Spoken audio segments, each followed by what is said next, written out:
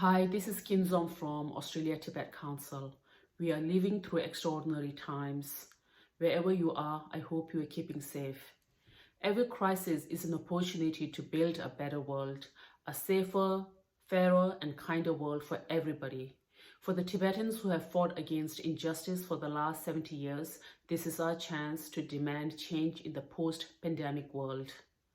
The Chinese government has never been under greater international scrutiny. So is Australia's relationship with China. This is our chance to reimagine and reset a whole new relationship with China. And one thing that we absolutely cannot do when we begin this path to economic recovery is to go back to business as usual. Returning to normal with China is not good for Australia in the long run. It's not good for the world, and it's certainly not good for Tibet. Normal in Tibet is not working for the Tibetans. It means China plundering our land and natural resources, polluting our mountains and rivers, and forcing Tibetans to lose our culture, language, and way of life. It means Tibetans living in constant fear of being arrested, imprisoned, and tortured. Normal for the Tibet movement is reading and hearing China's lies and propaganda in our media and on university campuses endlessly. It means seeing world governments trading their values and being bullied by China.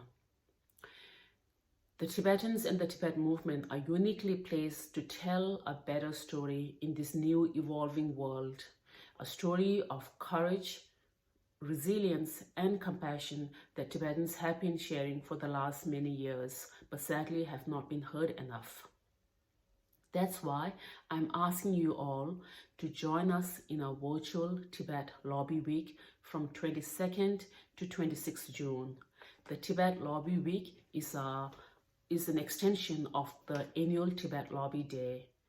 For the last 10 years, we have taken the voices of Australia's Tibetan community to the federal parliament in Canberra.